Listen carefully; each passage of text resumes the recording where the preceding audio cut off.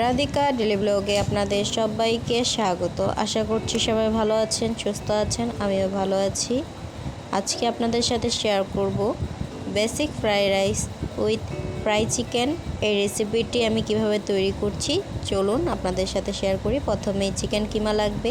এখানে আমি বিনস নিয়ে নিয়েছি, এখানে গাজর, আরও হচ্ছে টেস্টিং সল্ট, লবণ আর ফিশ সস। এই উপকরণ দিয়েই আমি এই রেসিপিটি তৈরি করব। এখন একটি কড়াই প্যানে আমি সামান্য পরিমাণ তেল দিয়ে দিলাম।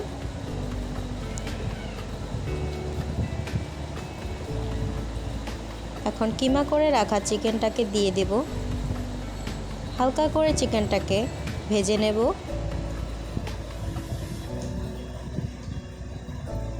চিকেনটা ভাজা হয়ে গেছে, এখন অন্য একটি বাটিতে আমি রেখে দেব। আবারও কড়াই প্যানে সামান্য পরিমাণ তেল দিয়ে এখন আমি দিয়ে দিচ্ছি ডিম।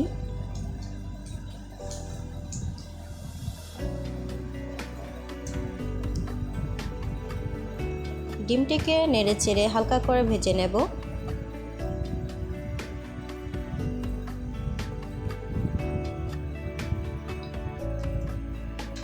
ভাজা হয়ে গেছে, এখন দিয়ে দিচ্ছি ফ্রাই চিকেন, সাথে দিয়ে দিচ্ছি বিনস,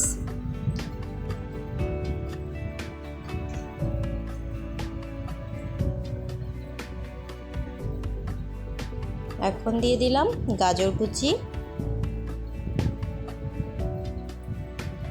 সবগুলো উপকরণ সুন্দর করে নেড়েচেড়ে সুন্দর করে ভেজে নেব।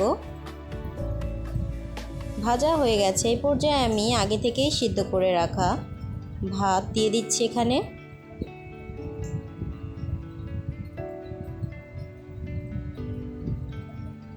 এখন সবগুলো উপকরণ সুন্দর করে আমি মিশিয়ে নিচ্ছি।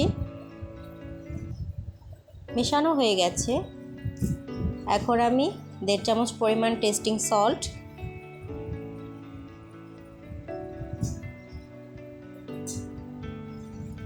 2 চামচ পরিমাণ চিনি,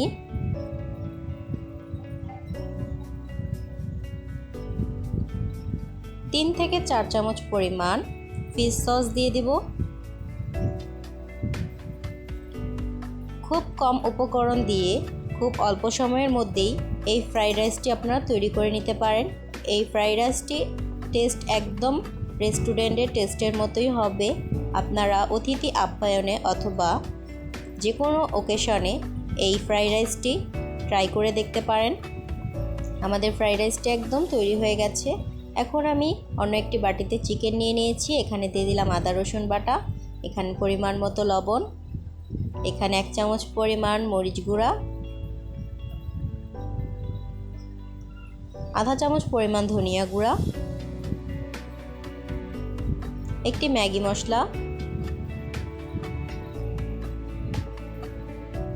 2 চামচ পরিমাণ সয়া সস,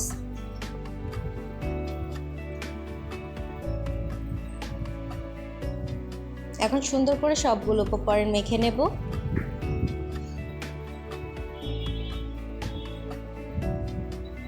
সবগুলো উপকরণ ম্যারিনেট করার পরে আমি আধা ঘন্টার জন্য রেস্টে রেখে দিয়েছিলাম। এখন দিয়ে দিচ্ছি 2 চামচ পরিমাণ কর্নফ্লাওয়ার, 2 চামচ পরিমাণ ময়দা। এখন এগুলোকে সুন্দর করে ম্যারিনেট করে নেব। ম্যারিনেট করা হয়ে গেলে আমাদের চিকেনটিও তৈরি হয়ে গেছে। এখন আমরা এটিকে ফ্রাই করে নেব। তৈরি হয়ে গেল আমাদের সুন্দর একটি ফ্রাইড রাইসের রেসিপি। এই রেসিপিটি আপনারা অবশ্যই ট্রাই করে দেখবেন আর কমেন্টে আমাকে জানাবেন কেমন হলো। আর লাইক, কমেন্ট, শেয়ার, সাবস্ক্রাইব করে আমাদের চ্যানেলটির পাশেই থাকবেন। আর ধৈর্য সহকারে ভিডিও দেখার জন্য অসংখ্য ধন্যবাদ।